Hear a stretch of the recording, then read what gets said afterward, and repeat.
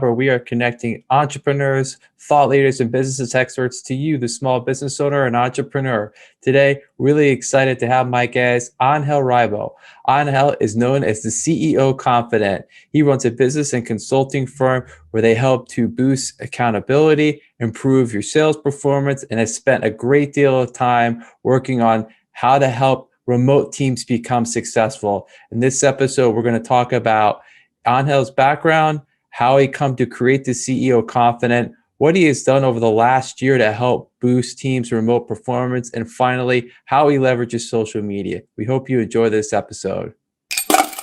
Angel, welcome to the Money Talks podcast. How you doing today? Thank you very much. Thank you for having me. I'm doing great. And thank you everybody who's listening to us. Yeah, it was, thank you for being here. You and I connected several months back. We were doing a kind of a LinkedIn marketing workshop, if you will. I appreciate your feedback. You know, your content is fabulous. And that's something we'll definitely want to talk a little bit about. So without further ado, maybe just give the audience a little bit about your background. Absolutely. So, of course, I mean, I live in Plano, Texas, which is north of Dallas. I've lived here for the last 10 years. Overall, I've lived like in eight different countries throughout my life. I'm originally from near Barcelona in Spain.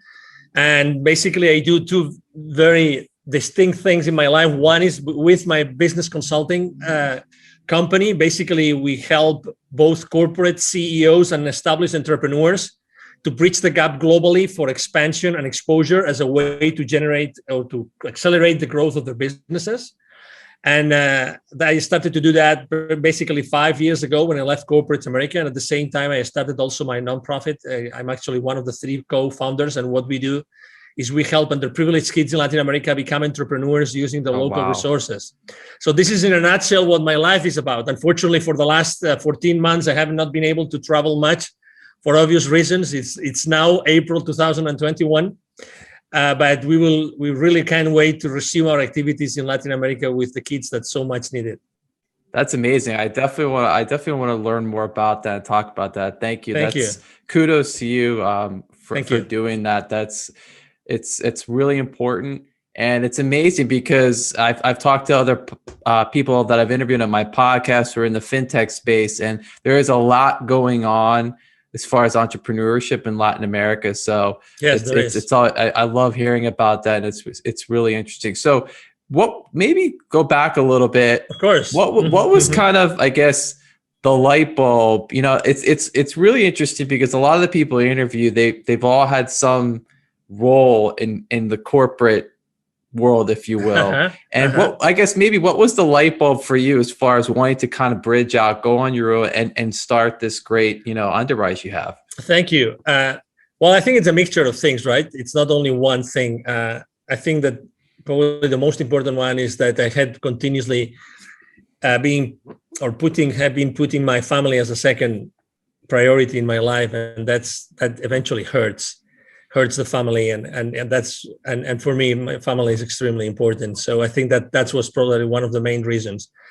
The second reason is also, when you realize that the company was working with was bought by someone else, and then things started to change. And when you realize that people join companies for money, but they stay because of the culture. And so when you realize that, all these great things you've done in the past, unfortunately, you cannot do it there anymore. And you have to use you have to change your strategy, and you don't quite think is ethical enough or good enough, So, there were many things like this. And why wasting my time doing things that I really don't like and I don't see any future on? I think that's really important. And also, I think probably like the last thing, the last drop in the cup was probably I had a spiritual experience, literally, that also made me think, what are you doing with your life, Angel? And maybe and it was the second time in my life that I had something close to this, something that they couldn't explain with my senses. So I said, okay, so this means something. Maybe I should do something. I should take action. and I should basically move from where I am today to doing something else. And I'm obviously, in retrospect, after 5 years, it's definitely a good move. And as you know, if I've interviewed people coming from corporate, as you know, we all come out in many different ways, but we all come out with a lot of experience, right? And I think that's extremely important. I think it's important to acknowledge that we come with a lot of experience, and we have had several support systems helping us grow to be who we are. Yeah, no, thank you for that. I appreciate that, and it's great because you're right. That is an excellent point about having that experience. But then you also, it's all about jumping out or getting out of the comfort zone, if you will. We all, as you kind of alluding to, many people get very accustomed to that corporate culture, and it kind of feels safe. But you have to ask yourself, are you really happy doing what you're doing? And more often than not, people answer that question with a no, and they kind of have to grab that entrepreneurial spirit out and realize you have to, if you want to be happy, you got to make changes. Maybe that means taking some risk in your life. Mm-hmm. And as you know, every time you hear the stats about the engagement levels in corporate, it's always above 70%.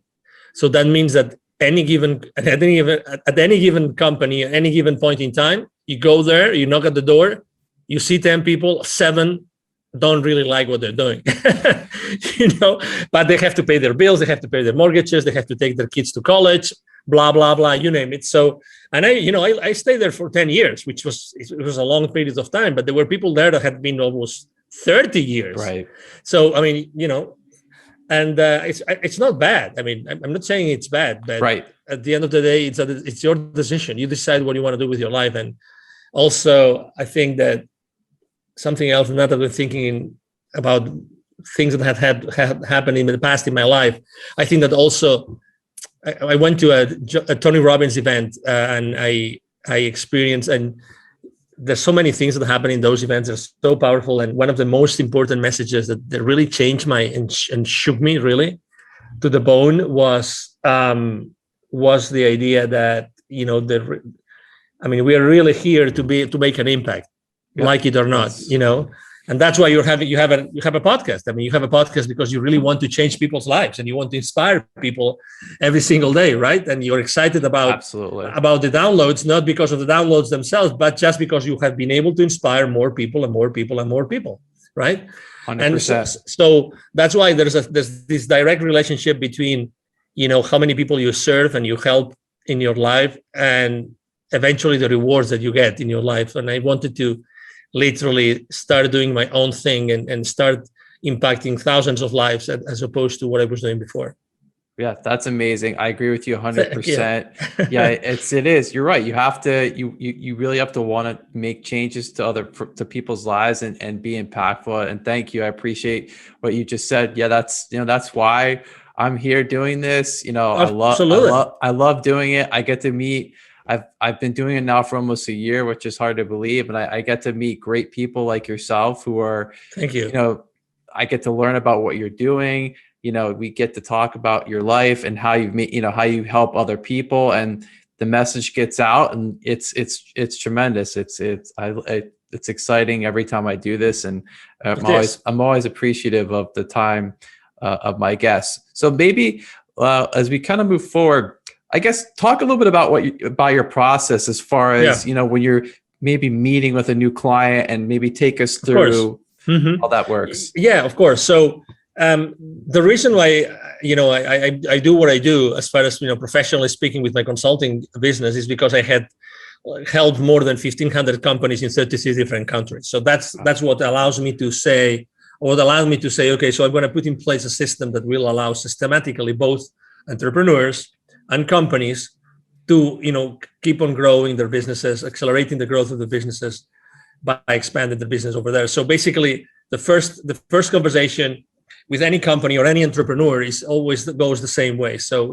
okay, so why would you like to go abroad? Why would you like to go global? Why would you like to take your product or your service to a specific place, a specific geography in which you are not present right now? And the reasons are different, right? Some people I just want to make more money out of what I already have.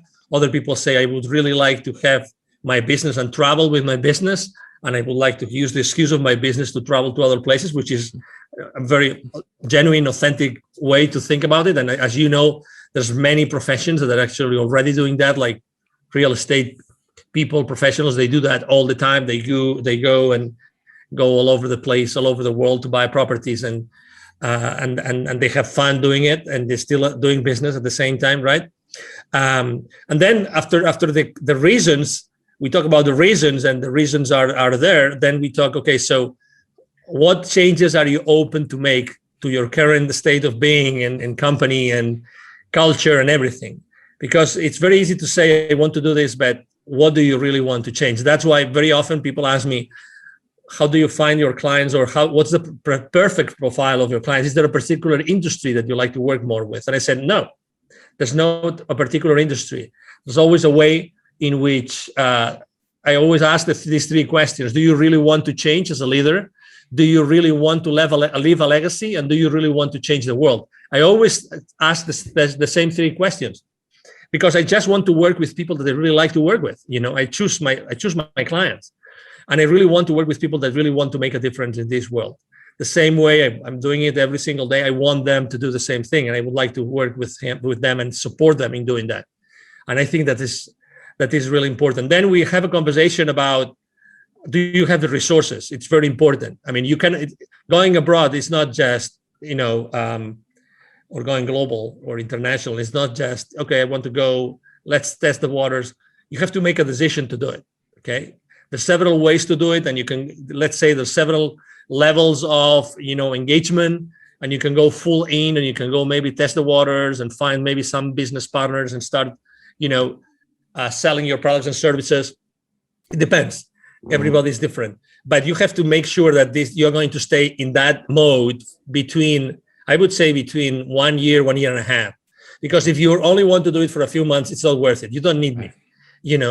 The same way a lot of entrepreneurs like us, they think that as they're already present online, they already have a global business. And that's not true, because it's the same as, and I see that every time I go with my foundation as well. I go to many different Latin American countries, and you would think every country we speak Spanish, so it's almost the same culture. It's not the same culture at all. So even if we speak English right now, only a few entrepreneurs out there, really have thought, okay, so is selling to the US the same as selling to Canada, the same as selling to Australia, the same as selling to the UK? And the easy answer would be, of course it is. They all speak English. It's not true. It's not true. And talk to any advertising company who's present globally. You have any friend working on a marketing department or on an advertising large corporation that they work globally? Ask that person, do you guys really take into consideration the different cultural realities in every single geography in which you advertise your products or services? Of course they do. Right. But we tend to think that things are simple, and things are, no, it's the same thing. It's not the same thing. So if they have the resources, they really want to do it, they're really open to change the status quo, then probably typically it's a go. Typically it's a go. And then, we decide, we discuss the details, what's the best time frame, how are we going to adapt your products and services to the new market, how are we going to find the right partners for you? Do you want to set up a specific distribution channel? Do you want to go there, or do you want to tap onto the door of, or knock on the door of the top 5 clients of a particular industry, which are good for you, good fit for your products and services? It's more like a qualification set of questions that allow my team and I to see exactly what we can do for that particular company. That was tremendous. Thank you for that. I really enjoyed all of it, but especially the first part, because you're very specific as to, you were talking about the 3 questions that you ask, very specific.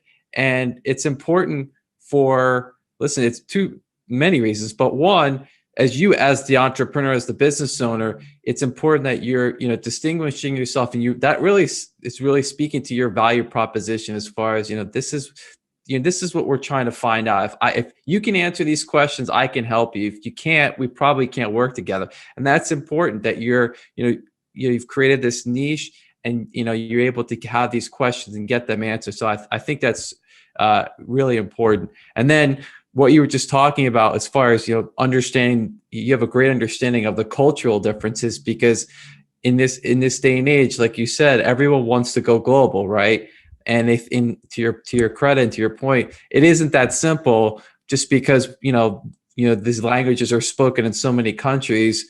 If there's one thing I learned from business school, it's the cultures. So I distinctly remember these conversations having with one of the professors about how different it is to do business in these other countries, whether it's in the Far East or Latin America. It's not the same. You have to understand the cultures. And that's really important that you help people realize this right at the start. Exactly. And that's why, after so many years, 20 plus years working in 33 countries, with all the network of potential partners of my future clients that I have developed, how important it is for you that you are going to, let's say, disembark on a particular country and you already have a trustworthy partner, right, that you can start working together. That's gonna make a big difference. Going with, holding hands with someone local that knows everything, that's gonna help you and is gonna teach you everything, obviously in return of a margin or any other, arrangement, commercial arrangement, but still. And this is one of the most important assets that we have. We know local people in all those countries that can help, really shorten that ramp up period that they will need for their experience of going global or starting, to commercialize their products and services in that market. Yeah, 100%. Have you found, obviously we all like to forget all the events that occurred last year. They were, clearly awful, very difficult, no matter where you were in the world. As far as in communicating with, your clients and prospective clients, do you see, or have you found that more and more of these prospective or your clients have this, really this sense of urgency now that, going global is so important, and that if we've learned anything, you and I are here on a Zoom call, we have this ability to communicate and get things done. Have you found that sense of urgency has increased now because people realize maybe I don't have to get on a plane, 200 days out of the year? Exactly. And I was one of them. I remember 1 year, I did 230 flights in a year. Wow. In 12 months. I don't know how many hotel nights I have no idea, but obviously those were a lot of legs, a lot of flights, a lot of planes, a lot of destinations. So to your point, absolutely, because the people are realizing that, the market conditions have changed. And the same way I have to tell you that not everybody, that's funny, because you would think contrary to what your common sense would tell you, there's also a lot of people that are not ready to sell online. So again, having those, I couldn't agree more with you. Right now, companies are really wanting and needing to go global, and accelerate the growth of their businesses more than before. They want to make the most of their services and products, and they don't know exactly how to do it. And that's why having local partners that have already proven, that they have already been successful in whatever they have done before, I think it's extremely important. So things are changing. The other day, I was having a conversation with a medical devices company. I was having a conversation with he was the SVP, I think, the SVP of that company, $700 million revenue. Okay, so decent company. And he was complaining about the fact that he had lost, in the last 12 months, he had lost probably 3 or 4 of his top salespeople because they were not comfortable selling online. Interesting, exactly. Very interesting. So if they couldn't shake the hands of the people, they couldn't see them face to face and sit on the same table and then go have, grab lunch or whatever. Right. They couldn't keep on closing those multi-million-dollar deals. Isn't it amazing? So obviously the company, what the company is doing is providing them with, online training once a week on how to sell, how to be fully present, how to do the most of this kind of interactions that you and I are having, right? How do you have to conduct yourself? Where do you have to look? What kind of conversations? What do you have to show? What you're going to show? Right. How does it have to be designed? Everything has changed. And I have to tell you also, I'm really blessed that I'm in Texas. As you know, Texas is one of the most open states in the union. I mean, we've been fully open since March. Right. All the stats are going down and down and down, every single day. But I have to tell you also that for the last 12 to 14 months, I never stopped having face-to-face meetings, ever. I had lots of coffees in coffee shops, and instead of restaurants, coffees in coffee shops, maybe short coffees, right, maybe outside in the patio, whatever, with a lot of, C-level executives here, no matter what. So that's what life is about. I mean, to be honest, you're a human being, and we have to really, everybody feels differently about what's going on in the world, but life continues. Right. And executives still have to hit certain, revenue levels and hit certain profit levels and cash flow levels, hopefully, so they can keep on growing their businesses and providing, obviously, all the employment positions and that they're offering so far. Absolutely. I mean, I think the word that comes to mind as you were just speaking, and thank you for that, is adaptable, right? I mean, people, it doesn't matter what you do for a living or what maybe you've changed and you're doing now. We've all had to have some measure of adaptability over the last year. If you, and to your point, we were just that great example of the salespeople. That executive, they need to keep the lights on at the company, if you will, right? They have to keep things going, and that's a difficult situation. We have to adapt, where we have to, we need to train these people that, listen, you may have to do this, through a camera, and that's being adaptable. I was reading a report summary yesterday about, how the future of work has been changed due to what's going on in the world right now. 3/4 of CEOs right now, they are very, very concerned. And the number one concern is, how are they going to help their employees upskill? Right. And they're not that concerned about, like hard skills. No. I'm talking about soft skills. So they don't know how they're going to do it to successfully transition their labor forces, their workforces, into a place where they can embrace new skills that are needed for the work that needs to be done today in the world, right? So, I mean, at the end of the day, we're all human beings. At the end of the day, C-level executives are the same as you and me. They have their own concerns. They're different concerns because their outreach and their levels of responsibility, depending on the size of the company, is huge. But at the end of the day, they're dealing with people and concerns related to people. Will my employees be still engaged? What do I have to do now differently compared to before, so that they keep being engaged? How do I keep them accountable? How can I have, all those questions are being asked and are not easy. I mean, in only 12, 14 months, let's say 14 months now, it's April 2021 right now, not everybody has been able to really adapt to the new situation yet. And I think that the organizations that have provided have taken the opportunity for the last few months, right, to train their workforce, are going to be the most successful ones in the future. But 100%. you can't wait. It's not like, you have like X company name, university already developed, and you have lots of courses inside. That's not the answer. The answer is, how do you make sure that you have really, really, really, engaging, multisensorial, really engaging training opportunities that every single employee is really using to keep the company afloat and to really set a strong foundation. Things are changing all the time, and people don't see that. Again, and the world of training has also changed, and it will keep on changing. And as you know, we live in a world we are being distracted all the time. We carry these smartphones, which make us, obviously, they not make us smarter, as you know, right? So they do everything but keeping us smart, right? Agreed. It's funny. I don't know if you've seen it. I forgot the name of the company. I would say the name of the company if I remembered it. There's a company that just launched a new flip phone,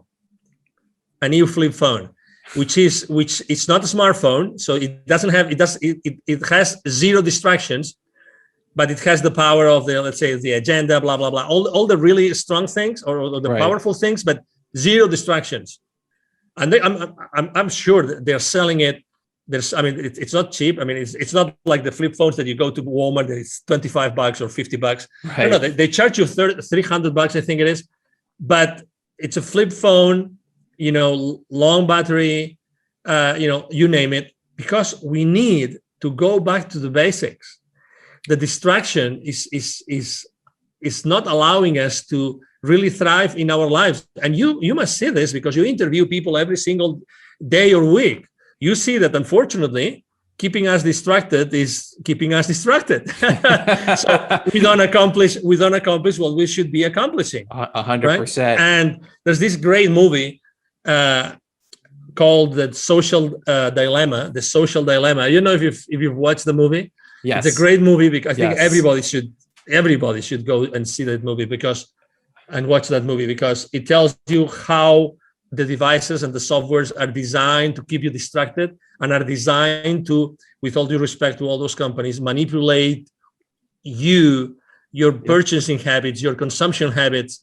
And they say it, and there's like literally 9, 10, 11 high-level former social media companies that are telling you the story and explaining you, this is how we do it. Right. This is how we manipulate you. And they say, we don't allow our kids to have cell phones. We don't allow our kids to have the cameras on their computers. Right. There's a reason. There's a reason why this is happening, So it's like the cars.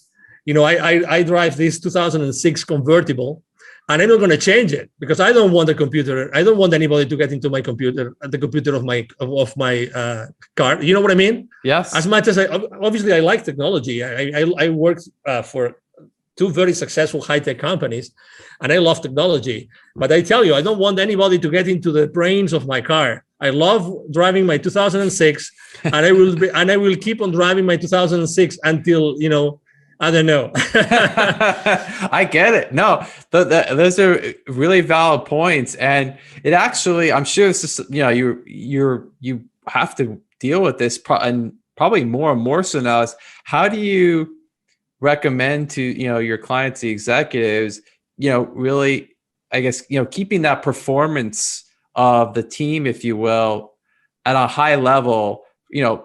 2 reasons. One, obviously now we've all been separated and predominantly we've had to work in this kind of environment. And how do you maintain that performance? And then also to what you were just talking about, this distraction, right, of this, where people just pick it up all the time. How do you, I guess, advise your clients on the best piece of advice is actually a very good friend of mine. His name is Neville Joffe. He's trained more than 20,000 C-level executives and business operators of large corporations in the world for the last 25 years. And he does something which I love.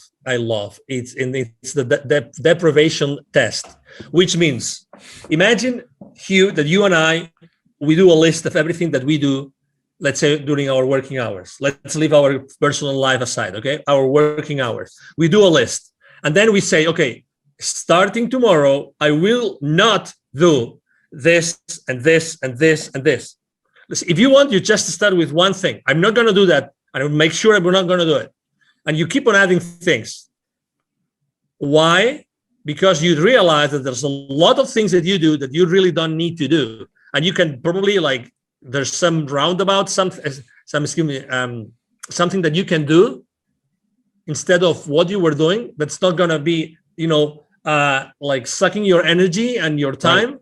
And you can still, turn around. I wanted to say that's the word I wanted to use. So you can use a turnaround and not being obliged to do that. So make a list of the things that you do. Start, the saying, I will not do this anymore. I will not do this anymore. Really, like processes that you every single day you do, and you will realize how you really don't have to do many of the things that you're already doing. And I love that test, the deprivation test. I love it because it's like looking at yourself at the mirror. Right. You can't hide. I mean, you are there. It's you. You either like yourself or you like yourself, right?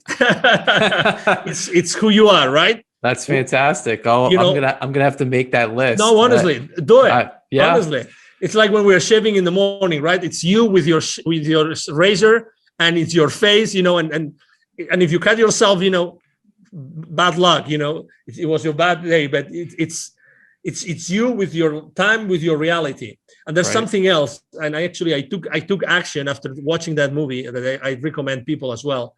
They actually, what they did is they made an app called Moment.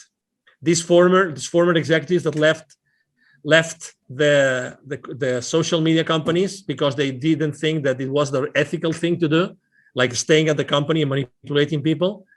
They actually came up with an app called Moment. I use it.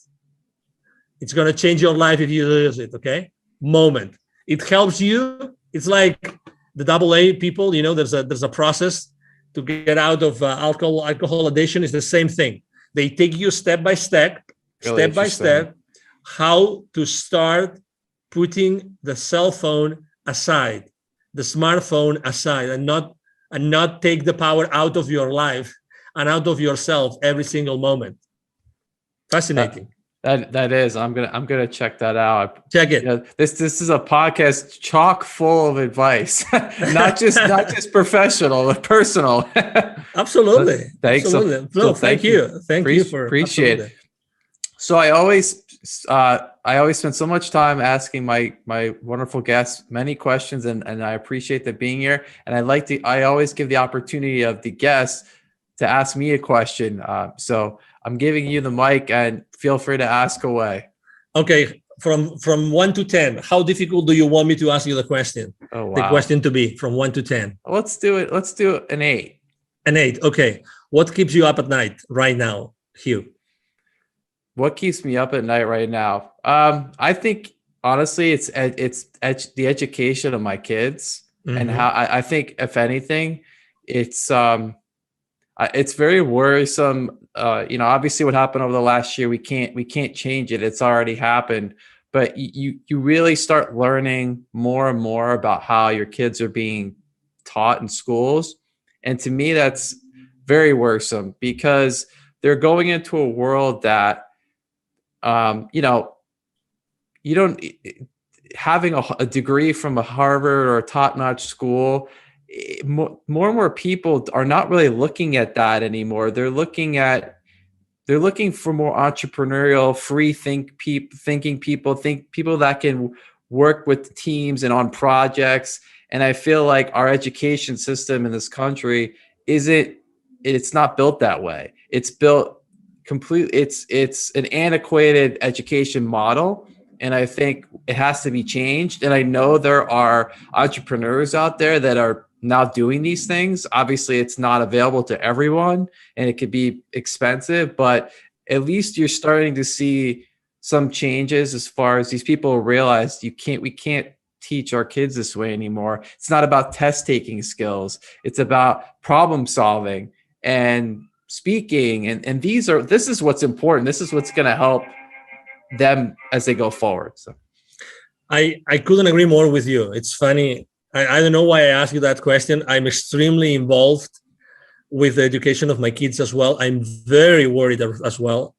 I used to be volunteer in the school. Unfortunately, here where we live, they closed down the schools. We literally cannot go inside the school to see what our kids are doing.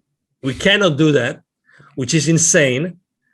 But to your point, I mean, absolutely. The type of people that are needed in the world today has nothing to see with the type of people that leave the system.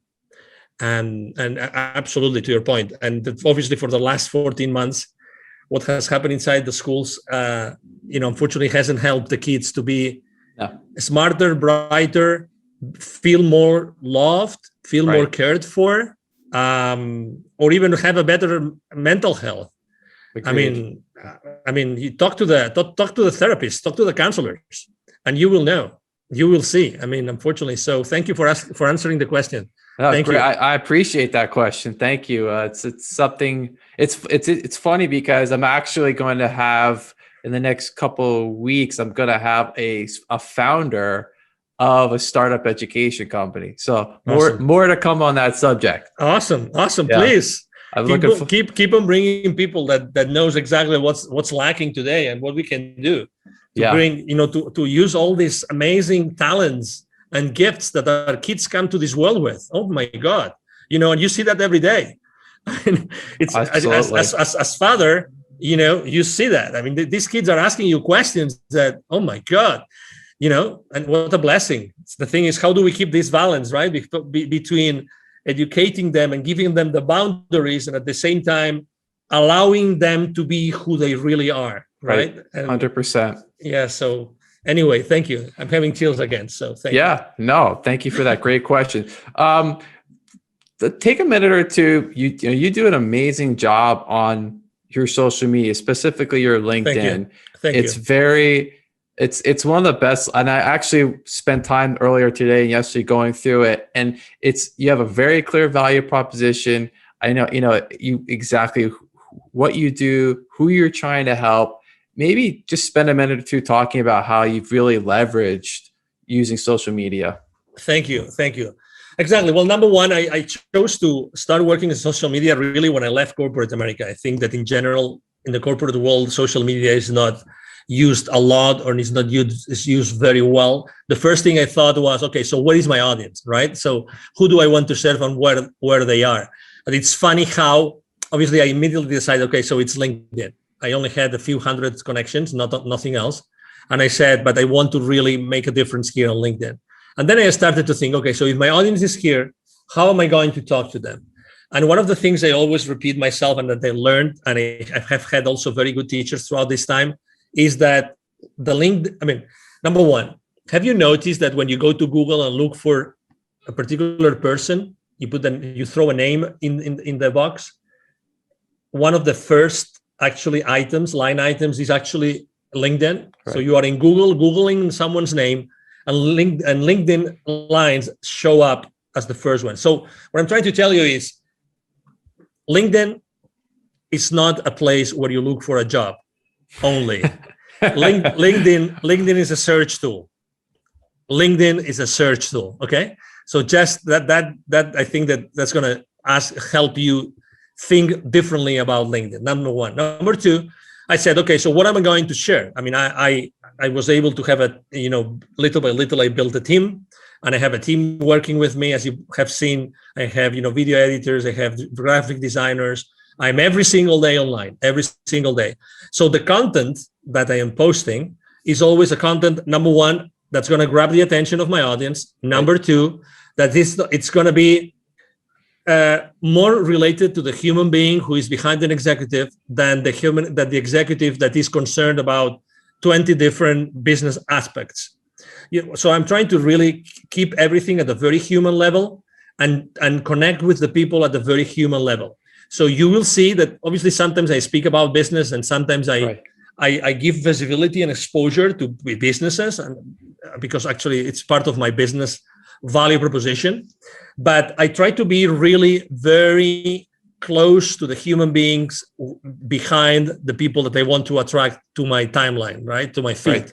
And we all have options, as you know, we all have options. And also I use, and not many people do it, I not only post every day, like normal posts, I use video a lot, I use graphics, I use cartoons. I also create posters for the story. There's a story, like the WhatsApp story, the Facebook story, or the Instagram story. There's a story on LinkedIn. Right. And again, you have to change it every single day. But again, it's another place where people go and they just see, for instance, I am obsessed personally about what's going to happen tomorrow. I want to be the first one to tell everybody on my timeline what day is going to be tomorrow. So for instance, tomorrow, I forgot what day is it going to be tomorrow, but Saturday. So it's going to be Saturday, but I don't remember. It's going to be the National Something Day. Okay. So I am always talking about what day is it going to be tomorrow. So now I could go to LinkedIn and I will see that my team posted about what national or international day is it going to be tomorrow. And as opposed to do what everybody does, which is posting about what international day is it today, I always do about what international day is going to be tomorrow, just because I want to give my audience a head start, so they go to the office and they already know what's going to be tomorrow. Or maybe if someone needs to buy something or needs to do something, they have one day head start to do that. You know what I mean? Absolutely. And again, and there's days which I talk about innovation, about creativity. I talk a lot about building bridges, because I think that for the last 14 months, a lot of bridges have been burned. Right. And I think that we have to build bridges. So that's another important part of my strategy. And the third one is really when I reach out to people to connect with me, which, by the way, it's more and more difficult on LinkedIn. Just this week, they limited the number of people you can connect with. I always try to connect with a very short initial message. Right. The connection request message is always very short, as if I was on a face-to-face meeting and I was meeting that person on a networking event, literally. Okay. So I always say something like, I would like to connect with you. So might we help each other? We might be able to help each other in the future. Or I just say, I would like to connect with this kind of leaders. So you are already filtering the people that you connect with. Right. You don't want to connect with everybody. No, right? That's right. Exactly. So again, you have to be strategic about what you do online. So those would be probably like the top 3 pieces of advice I would like to share with the audience. And I'm very consistent on, if you go to Facebook, you go to Instagram, you go to Twitter, you go to WhatsApp, you will see that I have the exact same message every single day on all my social media outlets. So I'm very consistent. So everybody looking for me, or everybody that's going to find me, they will see that I have the same message in all my platforms. I think that consistency is also very, very important. Absolutely. Huge. 100%.